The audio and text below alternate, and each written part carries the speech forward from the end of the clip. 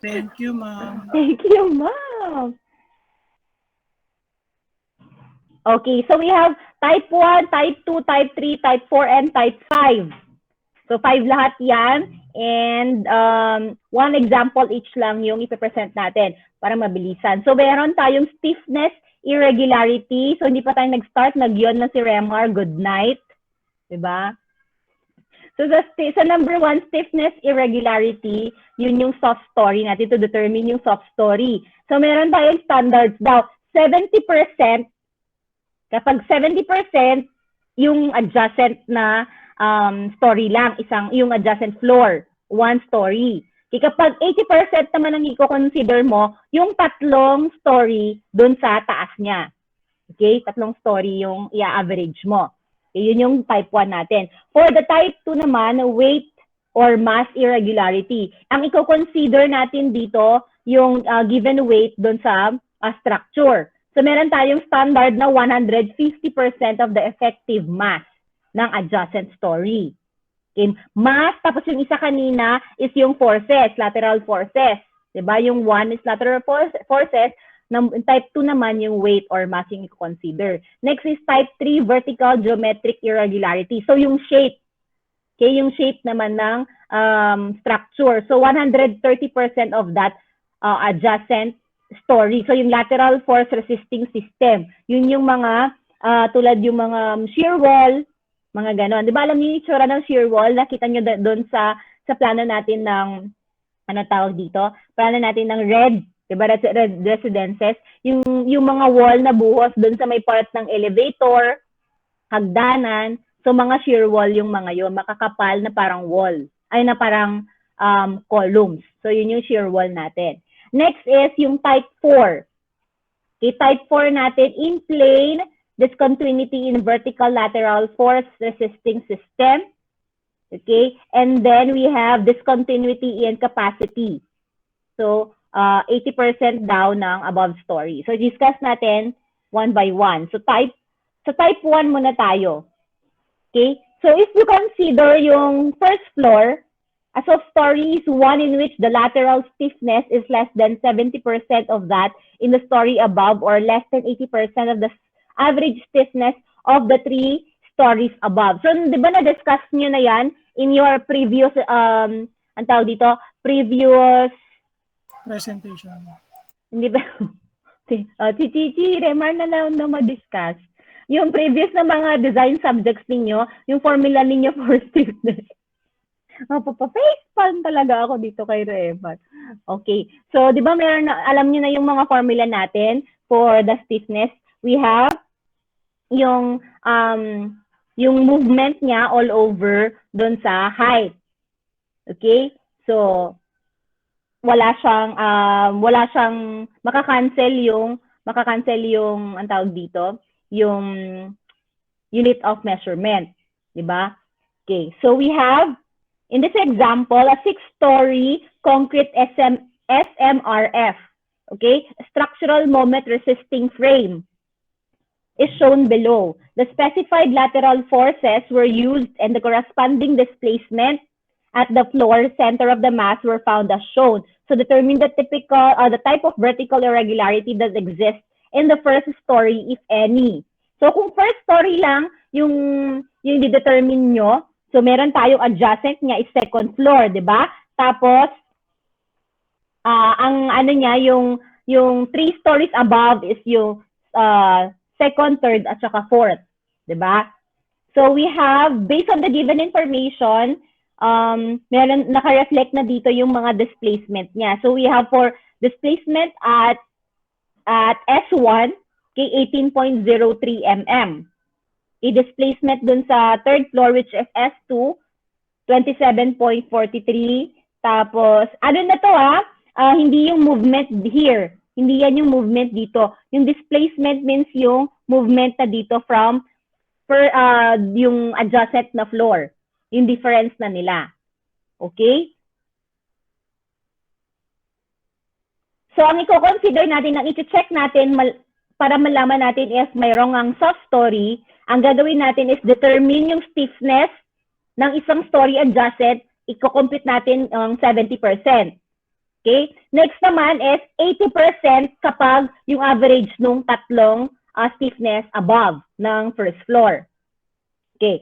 So, ang first na gagawin natin is to check itong 70% ng stiffness. Okay. So, stiffness ng first floor all over yung height ng first floor. Tapos, i-check natin if this is greater than yung change of stiffness ng age 2 or ng second floor. So, change in S2 minus S1 all over age 2 yung height ng floor na yon. Okay, next natin, kapag 80% naman ang i-consider natin ng displacement for or stiffness ng first floor, i-consider natin is yung average daw nung magkakasunod na floor sa taas. So, meron tayong 1/3 na kasi tatlo sila. So, average yan. We have S2 minus S1 over age 2, S3 over minus S2 over age 3, S4 minus S3 all over age 4. Okay, so check na natin. We have displacement for S1 is 18.03. Okay, yung change of displacement. All over 3.5 yung height. So we have 0.00515. Okay, next natin is yung sa may S2 minus S1 all over age 2. Okay, so we have displacement doon is 27.43 minus 8.03 all over yung height ng floor na yun, yung age 2. So we have 3,000 or 3,000 mm or 3 meters. So meron tayong 0.00313. So i-check nyo lang, dapat consistent lahat sa unit of measurement. Okay, kung mm yung ginamit nyo dito sa displacement kasi maliliit yung number ng displacement, di ba, yung movement niya. So kung mm yung i-consider ninyo, i-consider nyo din in mm yung height natin. Okay, so and so forth for the levels age 3 and age 4. So upon checking, meron tayong 0.70% no first floor, which is 0.00515. Dito yung stiffness ng first floor. And then, this is already equal to 0.00360. And then yung stiffness natin dun sa adjacent floor is 0.00313. So, this is greater than, okay, yung stiffness dun sa baba, yung 70% ng stiffness sa baba is greater than stiffness doon sa second floor. So, pasok siya doon sa type 1. Okay? Soft story daw. Doon dahil greater yung stiffness ng first floor, alam na natin na soft story yon. Okay? Next naman, i-check natin kapag 0.80 naman ng first floor. So, 0.80 ng first floor is 0.00515. And then, i-average daw natin yung tatlo sa taas. So, yung average ng tatlo sa taas, we have ito, and then ito, tsaka ito, divided by 3. So, yung sagot dyan is 0.00293. So, yung 80% ng 0.00515 is 0.00412. So, this is already greater than yung average ng tatlo sa taas. So, pasok ulit siya, pumasok siya sa type 1 na soft story pa rin. Okay? Kung just in case, di ba, dun sa 70% na adjacent story, lesser than siya, so hindi siya pasok sa type 1, dun sa first condition. If the second condition, sa 80% pumasok siya, considered pa rin na type 1 irregularity yon. Nagets yon? Or otherwise, dun sa, kung letter B naman, hindi siya pumasa, okay, I mean, lesser than siya, pero dun sa 0.70, greater than, soft story pa rin. So, kahit any condition na nag-vary or pumasok siya dun sa A or B condition, kahit isa lang doon, considered soft story pa rin yung levels na yon. Okay. So, kapag ang question is any of the levels, kailangan nyo nang gumawa ng table. So, gagawa nyo siya ng table to present lahat yung. Kasi 'di ba, doon sa mga before, yung mga presentations natin before, hindi lang naman sa first floor nagkakaroon ng soft story. Pwede din sa second floor, pwede din sa third floor, Pero majority kasi ng mga nagko-collapse dahil maraming openings doon sa baba and even kokonti lang din yung forces na matataas yung forces na nandoon sa baba dahil kinikerry niya sa taas, doon talaga lumalabas yung soft story sa first floor. Pero just to check, okay, just to check, kung alin doon sa mga palapag na yon, yung soft story, gagawa natin siya ng table. Okay? So for the first column natin dyan, we have yung kung anong story siya. First story, second, third, fourth, fifth, sixth. And then yung displacement doon, as provided doon sa problem, we have 18.03, ganyan, 27, 36, 44, 51, and 57 in all levels. And then yung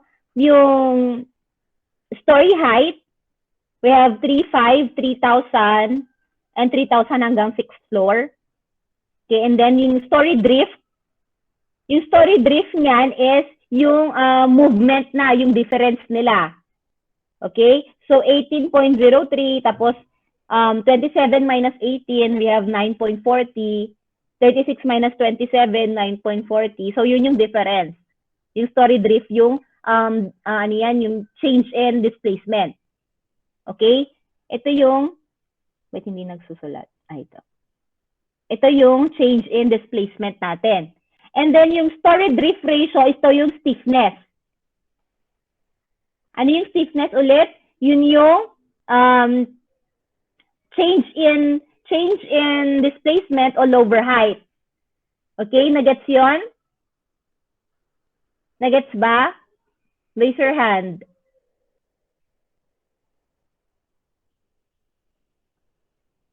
Hindi nagets. Walang nag-raise hand.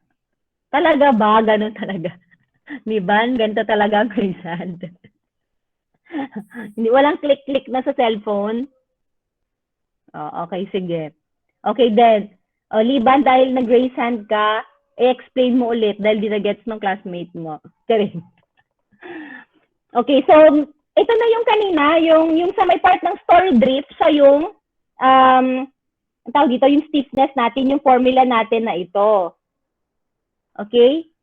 Yung change in, or ito, yung change in displacement all over height.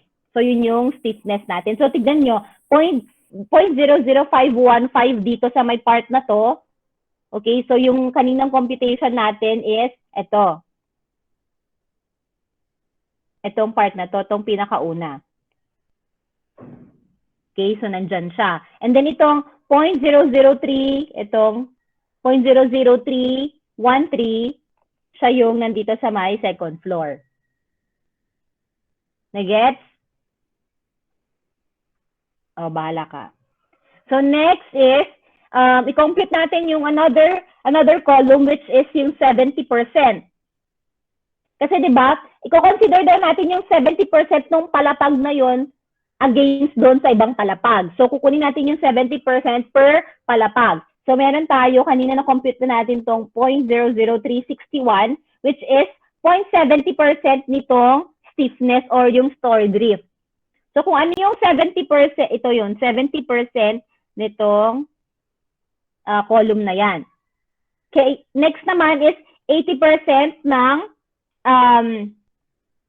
anong tawag dito? Ng column din na to. Okay? So para ma-prepare nyo na dati yung Excel nyo, alam ko naman tamad na kayong gumamit ng calculator. O tawa kayo dyan, naiintindihan nyo ako. Ma'am, pwede ba yung sisend namin yung solution Excel? Ang dami niyan. Diba doon din? Yes, ma'am. Yes, ma'am. O, diba? So kapag gagawa na lang kayo ng Excel file ninyo for this, ito na yung gagawin ninyo ha, para hindi kayo malito. So dati nyo nang lagyan ng 70%, tapos i-link nyo dito or i-sync nyo dyan. Okay, nakalink na dyan. Para kapag pag-input ng mga nasagot dito, meron na dating 70% dyan, meron na dating 80% dito. Okay? Good morning, Yanesa. Ayan. And then next is average of the story drift ratio ng next 3 floors. So yung may kasamang tagtatatlo, yun yung isasama rin ninyo. So dito, 0.00293. So first floor, second floor, third floor. Next naman, second floor, third floor, fourth floor. Tapos yung sa may part ng third floor, fourth floor, at saka hindi, fourth floor, fifth floor, and sixth floor. Okay, so yun yung magkakasama dito sa may part na to, sa may part ng column na to. Okay, tapos lagyan nyo na dito, ilagay nyo na dito sa may part ng soft story, yung last status. Alam nyo ba kung paano maglagay dyan ng yes or no para kapag ano ninyo, masi-check niya na agad, may sagot na. Hindi na kayo hindi nyo pa direct input yung yes or no. Alam nyo ba kung paano ilagay yung condition niya? If value, ma'am? Yes, so alam nyo gumamit ng if? Alam daw ni Don Din. So, Don Din, gumawa ka na daw mamaya ng format para isend sa mga classmates. So, mamayang gabi mo gawin, Don Din, ha? Huwag bukas. Kasi baka may sagot na kapag bukas mo pa ipapasa sa kanila. Remember, nasa-check ko kung merong modification doon sa binigay niya. Kung pare-parehas kayo ng sagot, tapos nakikita ko doon last modified kung anong computer yung ginamit. Diba sinabi ko na yata yun sa inyo? Nasa-check ko kung asan yung last modification. Kaya kapag may sagot na dati yung binigay ni Don Din, tapos hindi niya i-modify, si Don Din ang babawasan ko ng grade. Okay? O yan, gagawa na daw ni Don Din. Don Din, kapag gusto mong lumabas yung word na no, at saka yung yes, di ba, kunyari, if, tapos ililink mo dun sa kabila, di ba? If this is greater than, dun sa may 70%, ay, baliktad. If 70%, itong column na to, itong 70 na to, if yung 70% is greater than itong sa may part ng story drift, okay, ilagay mo dyan is, ilagyan mo ng ganon, ang tawag niya yung double na ganito. Double apostrophe. Oo, double apostrophe, close and open yun yes. Yes siya. Tapos if ulit. If ito ulit, itong 80% naman, itong 80% against dito naman sa may average. Okay, tapos ganun ulit. Yes. Tapos if not, kapag 'di ba yung ikatlo niyang condition sa if is yung hindi lalabas na sagot. Pag hindi lumabas yung sagot dun sa dalawang yes na yon, no naman, double apostrophe ulit na close and open.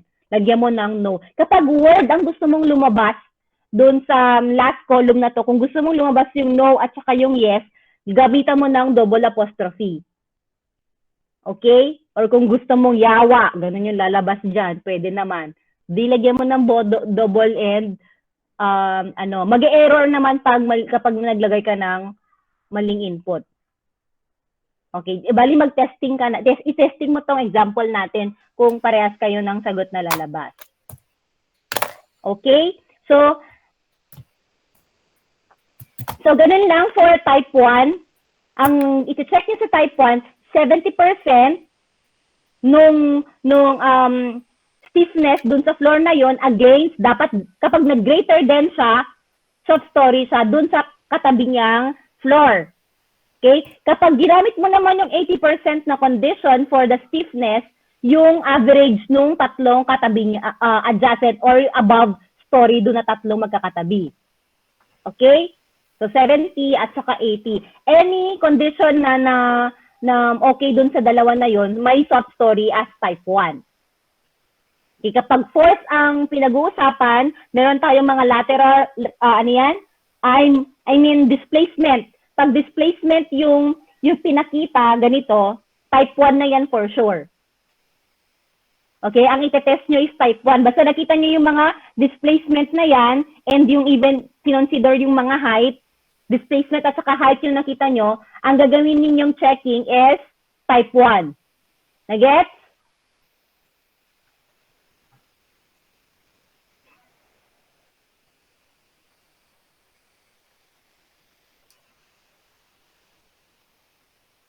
Okay.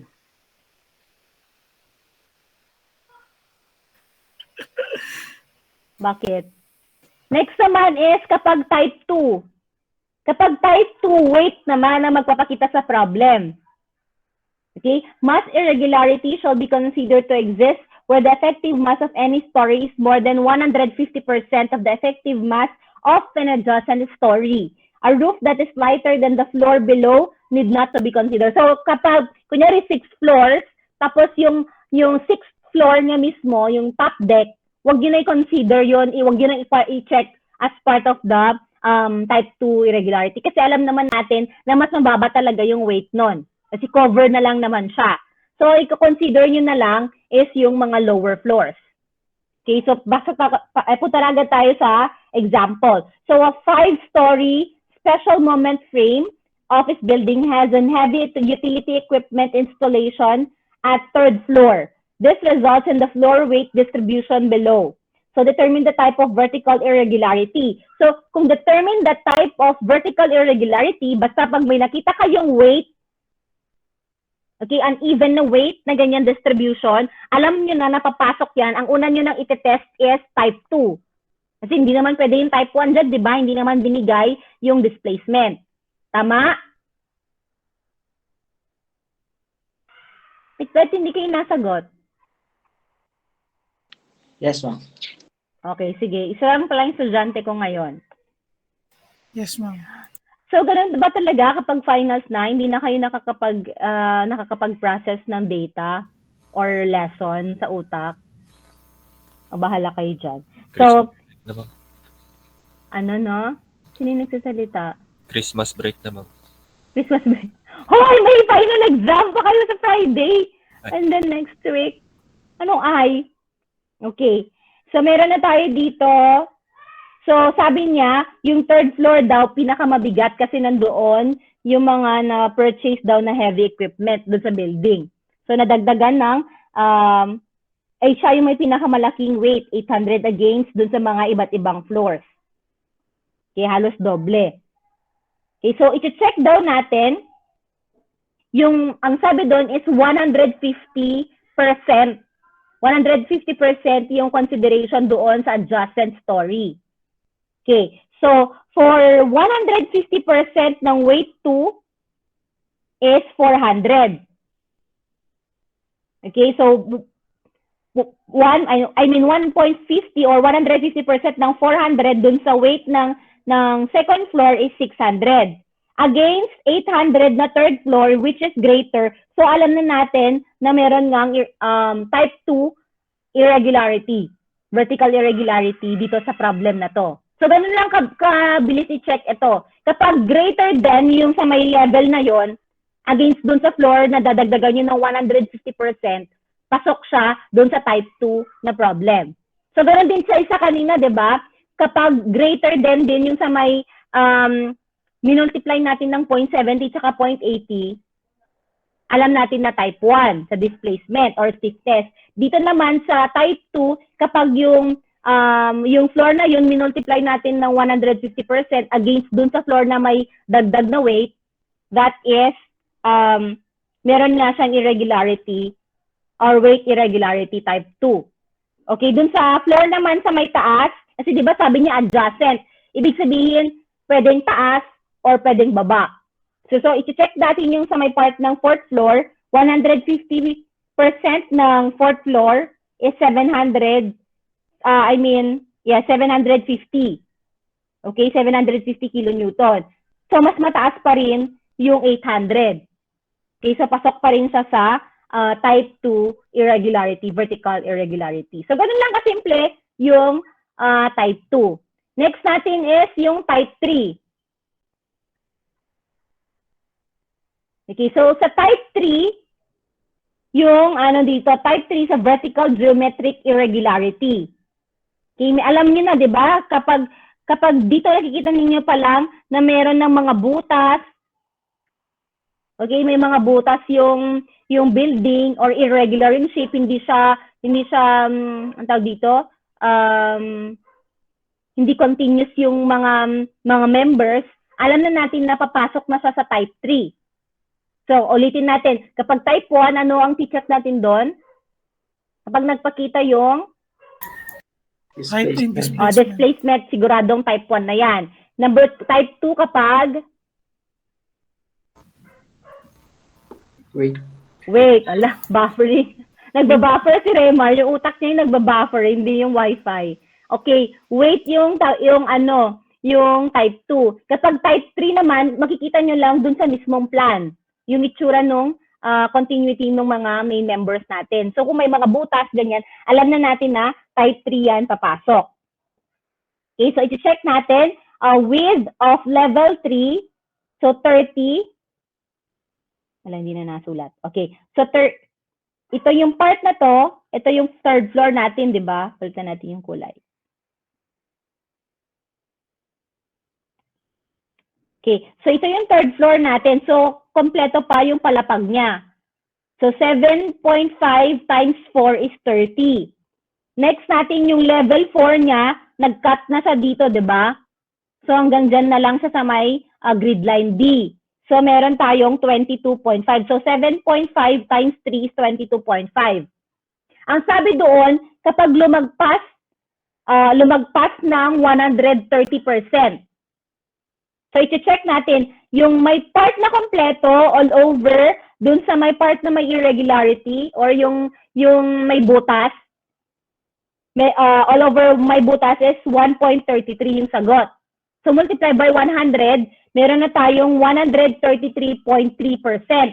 Against 130%, ito yung nasa standard natin. So, alam na natin na meron ng vertical geometric irregularity exists. Okay, so ganun lang kasimple itong type 3. I-check nyo lang yung kompleto against doon sa hindi kompleto na na palapag. So kapag lumagpas ng 130%, pasok na siya agad sa type 3. Okay? So ganun lang yan kasimple. Type 4. So kapag type 4, in plane discontinuity in vertical lateral force resisting system. An in-plane offset of the lateral force resisting elements is greater than the length of those elements. So ito na yung example natin. We have a concrete building has the building frame system as shown below. The shear wall between lines A and B has an in-plane offset from the shear wall between lines C and D. Determine the type of vertical irregularity that exists in the structure, if any. Okay? So, sa type 4, kapag nakakita kayo ng mga, anong tawag dito, yung mga shear wall, a shear wall is a type of, anong tawag dito? A vertical lateral force resisting system. Okay? Sa type of vertical lateral force resisting system. Okay, so shear wall yung example natin doon. Pwede ding, anong tawag pa, basta mga buhos na mga walls, part yan ng vertical lateral force resisting system. Okay, so pag nakakita na kayo ng mga problems with shear wall problem or may mga ganitong irregularity or pinakita niya, sinight niya kung alin doon yung mga shear wall doon sa building na yon or doon sa structure, alam na natin na pasok siya sa type 4. Okay? Ang i-check lang natin for the type 4 is yung offset. Offset niya, kasi di ba supposed to be kapag mga shear wall, dapat kung binuhusan mo sa baba, paakyat pare-parehas. Di ba nakita niyo yun sa problem na, dun sa example ng red residences? Yung shear wall, magsimula sa baba, paakyat. Tuloy-tuloy, nag-end lang sa may part ng roof deck. Di ba? May tuloy-tuloy talaga yung shear wall niya, lumiliit lang yung sizes. Pero kapag merong mga structures na naglagay lang ng shear wall dun sa 4th floor, naglagay lang ng shear wall dun sa 3rd floor, tapos nandoon na sa susunod pa na grid line, dun ulit naglagay ng shear wall. Take it for example, itong nandito sa may, figure natin, wherein yung isang shear wall natin, okay, nandito sa may grid line AB. Okay, next natin is, itong shear wall naman, nasa 2nd floor, which is in grid line CD. So, naka-offset siya, okay, 7.5 meters yung offset dito sa isang shear wall. Tapos, yung isang shear wall naman is 15 meters yung offset niya. 15,000 mm. Okay? So in this example, there is an in-place offset of the lateral force resisting element which is greater than the length of those elements. The left side of the upper shear wall, itong A to B, is offset at 15 meters from the left side of the shear wall of C and D. So yung difference nila kapag yung left to left is, ay right to right or left to left is 15 meters. So yun lang yung consideration dyan sa type 4. Wala na kayong i-check na standards tulad ng 150, ganun-ganon. So ang i-check nyo lang dyan kapag magkalayo or hindi continuous yung mga shear wall natin. So alam na natin agad na type 4 yon. O di ba mata lang yung gagamitin natin for type 4, wala na siyang computation. Nagets yon? Again, ulitin natin, kapag type 1, Displacement. type 2, Weight. type 3, Irregularities. Irregular Butas. structure. irregularity. Irregularity naman lahat ito. Anong irregularity? Hindi magkakaparehas yung Butas. Geometric. Buildings. Geometric. Okay. Anong irregularity? Lahat nga itong type 1 to 5 irregularity eh. Paluin kita ka, Remar. Doon din nagsabi, ma'am. Sige, Dondin na lang din. Paluin mo si Dondin. Okay, so, and then type 4. offset sa shear wall. Okay, so pag hindi continuous yung shear wall natin or yung mga vertical lateral force resisting system. Okay? Tapos last natin is yung type 5, discontinuity and capacity or weak story. So weak story, ano ba yung difference niya sa soft story? A weak story is one in which the story strength is less than 80% of that in the story above. So yung strength naman yung i-consider. The story strength is the total strength of all seismic resisting elements sharing the story for the direction under consideration. So tignan natin yung example. Ito. So a concrete bearing wall building has the typical transverse shear wall configuration shown below. All walls in these directions are identical, and the individual piers have the shear contribution given in the table below. We have Vn is the nominal shear strength calculated in accordance with NSCP section 421.7.4, and then Vm is the shear strength corresponding to the development of the nominal flexural strength calculated in accordance with NSCP section 421.7.5.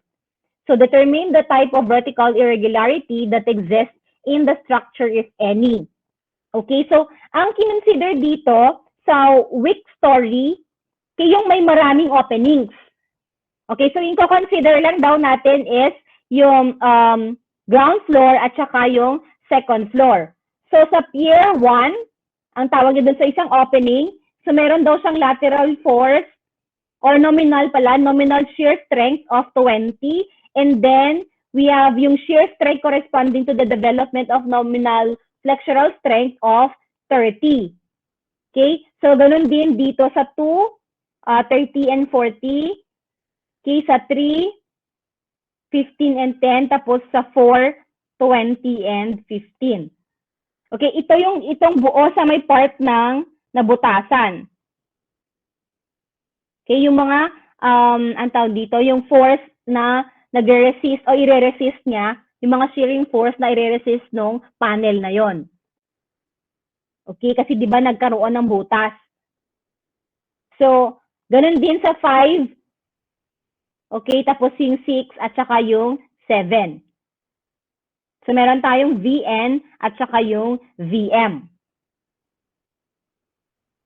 So, wag nyo na itong i-consider itong na doble kasi siya, tas mali yung binigay niyang number sa problem. Okay. So, paano natin siya i-check? First is, given dun sa information ng mga vertical irregularity ng type 5, di ba, naibigay lahat yung Vn and Vm. Ang una natin is, yung check yung first story strength, summation of all Vn and Vm of ground piers, smaller value. Anong ibig sabihin nun? Okay, sa first story,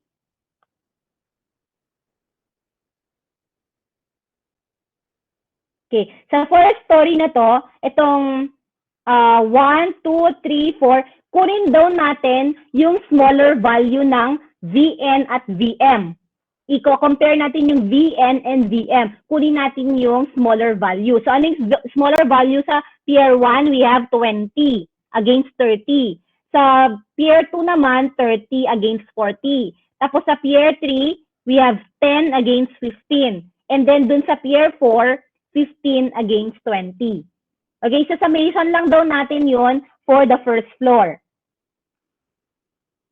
So we have 20, 30, 10, and 15. So we have 75 kilonewton. Wait lang, uubo ko lang to.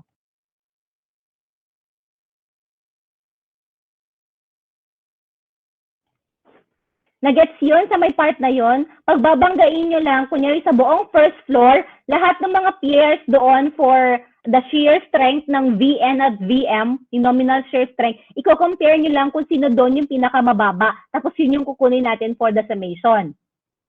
Okay? So we have 20, 30, 10, at 15.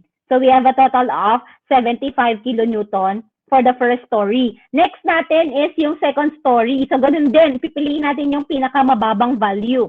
So, 80 against 120, 80. 15 against 10, 10. Tapos, 20 against 15 is 15. So, yung summation natin is 80, 10, and 15. 80, 10, and 15. So, we have 105 kilonewton. So, iti-check na natin. So, dapat daw, yung story strength ng first floor is less than 80% nung kasunod niyang story or yung second floor. Okay, so i-check natin, ang 80% ng 105 is 84. So, lesser than pa rin yung 75%. 75 kilonewton is lesser than 84 kilonewton. So, ibig sabihin, pasok siya dun sa consideration or dun sa condition ng type 5, which is weak story yung first floor. Nagets yun? So kung gagamitin naman natin, kunyari, yung third floor, kunyari may mga, yung meron kasunod dito, kunyari this is 8, tapos 9, 10. Okay? So, 8, 9, 10. Meron sigurong 20,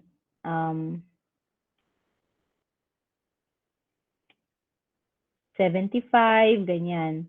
90, 60, 20, 40, 30. So, kapag dito, i-compare natin yung third floor at saka second floor, meron tayong, check muna natin yung pinakamababa. So, mababa dito is 75, 20, tapos 30. Okay, so 75, 20, 30. Ilagay natin dito.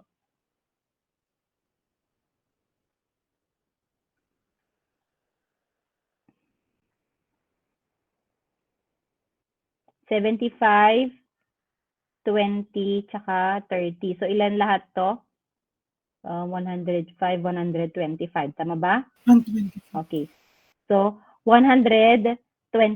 So, si second floor, yung i-compare natin kay third floor. Okay, so, 125, 80% is equal to, ano to? Saan yung calculator ko? Anong 80% niyan? 100, ma'am. Okay, so 100. So 100 kilonewtons. So yung second story natin is 105. So 105 kilonewtons is greater than, 'di ba? 100 kilonewtons. So hindi siya pasok doon sa type 5. 'Di ba dapat less than yung 80% niyan. Gets? Yes, ma'am. Okay. So, yun lang. Yun lang for type 1 to 5. So, ulitin natin. Kapag type 1, Yes, ma'am. Displacement. Displacement. Yes. Sa sobrang dami na nang pumasok na information, yes, ma'am na lang. So kapag type 1, i-check natin yung displacement. Pag 70%, isa lang yung kasunod lang na palapag. Okay, yung displacement niya against yung height. Tapos kapag yung tatlong floors yung i-consider, 80% naman. Okay, nung stiffness nila, which is the change in displacement all over height. Okay, type 2. Wait. Weight. Ano na yung consider natin kapag weight? Wait lang, ma'am.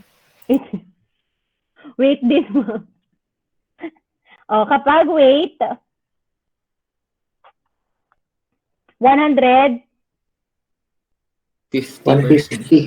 Okay, 150 nung adjacent na mass or weight.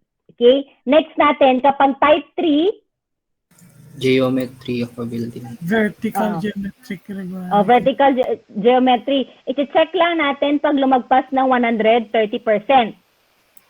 Okay? Yung length nila yung offsetting. Tama ba? Yes, ma'am. Yes, ma'am. Okay. Sige. Kapag type 4, Shear walls. Shear walls. Shear walls regularity. agad-agad shear wall. Lateral yung system. Vertical lateral force resisting system. So, mga shear wall, mga ganyan. So, check natin yung offset nilang dalawa. Kung magkalayo sila, hindi continuous yung buhos. Okay? So, wala tayong ilalagay dyan na, anong tawag dito? Consideration. I-check lang natin kung gaano kalayo yung offset niya. Tama? Yes, ma'am. Next natin is type 5. May Strength. butas. Ha? Anong may Strength. butas? Piers. Okay. Yung mga openings natin. Okay, yun yung mga shear strength yung i-consider. Okay, yung mga piers niya against doon sa kasunod na palapag. So, yung kukunin natin doon is yung pinakamababang value ng Vn at Vm. Okay?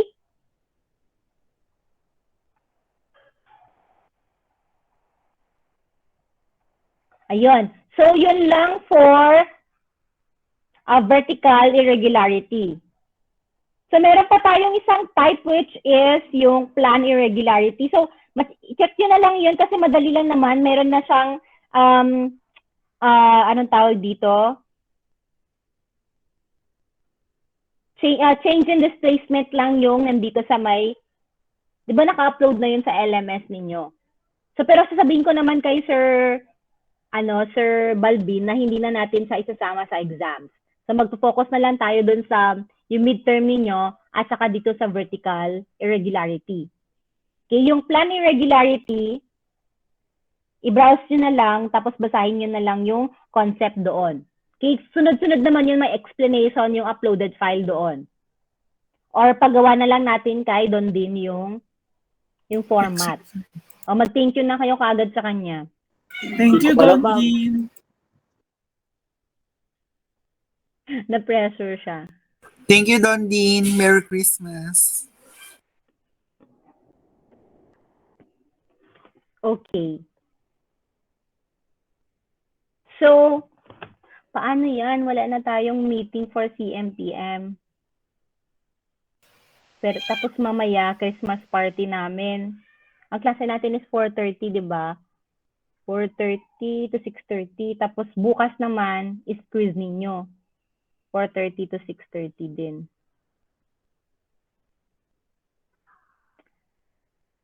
Paano kaya? Bonus.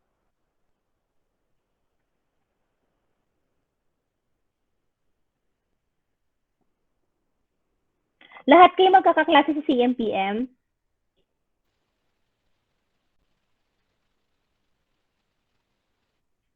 Oo. Dito sa QS, ay sa earthquake, tsaka sa QS. Si Makapya lang yung na-add doon sa CMPM ninyo. Kasi wala pa kayong quiz sa akin sa CMPM. Gusto nyo ba next sem na lang? Charing lang. Bonus. Anong bonus? Sige, kukunin ko na lang item doon sa exam. Doon sa part ng true or false. Okay na, para hindi na kayo mag-quiz sa CMPM. Yes, ma'am. Thank you, ma'am. Okay. Ang baba ng boses, parang hindi ka sure kung gusto mo or ayaw mo. Baka kasi ayaw nung iba, ma'am. O, bakit? Sino may ayaw? Raise your hand. Para alam ko kung paano ako mag-grade. Dali! Raise your hand! O, ayaw nila, di ba? Yan lang. Bong, alam mo bang, Bong? Pinag-usapan kanila kanina doon sa isang set. Ma'am. Bakit parang pare-parehas kayo ng vibe ni Gakwan at saka ni John Rick, di ba? Yung poker face ba? Yung ganyan yung mukha, hindi tumatawa, pero pag nagsasalita, ako lang lulubo yung sipon pag, ganyan o ganyan, poker face. Tapos walang kwenta yung lalabas na sasabihin. Kasi kanina sabi nagtaas yung kilay niya, talaga ba? Sabi niya sa akin. Talaga ba? Okay. So we have still less than 1 hour. Anong message nyo? Sa classmates nyo, sa akin, sa mga lovers nyo. Yun nandito lang. Congrats to Miss India kung nako sana, ma'am. Ay, India. O, deserve naman niya. True, ma'am. That's Paraguay. Beautiful pa siya, di ba? True. Very Bombay. Congratulations. Very Bombay yung mukha niya. Yung mga Bombay dito, ganun yung mukha eh. Amoy shawarma. Charing! Joke lang. Amoy shawarma. Ma'am, joke lang. Hindi joke lang. Bakit? Pero mga Bombay dito. Yung kasi yung mga bading kong kaibigan, kapag nakakita talaga sila ng mga ganyan, mga Bombay, yung mukhang Bombay, Diyos shawarma, sabi nila, shawarma talaga. Bakit kayo shawarma? Sarap-sarap pa mag-ganang shawarma. Yung pamangkin ko, kada mag-crave, puro Turks ang gustong i-crave. Ang hirap pa man din bumili ng merienda na Turks kapag maramihan kayo sa bahay. Kunyari, 7 kayo, 8, gano'n. Tapos, alam naman, 8 piraso ng Turks, bilhin mo, ilan na yun? 80 times? Ay, 8 times, 60, o diba? Jekaw na maawan, maggatang ng merienda, parang ulam na yung binili mo. Very kuripot lang, nanay na nanay. Ganun ba yung nanay nyo? Hindi, ma'am. Di ba magluto na lang ako ng champurado. Nakatipid pa ako. Tapos sa kahoy mo iluto. Ay, may flavor sa roasted flavor, may amoy kahoy. Ay kapag nagluluto yung iba ng igado ganyan ng mang dinuguan sa kahoy. Kahit walang happening pag kinain mo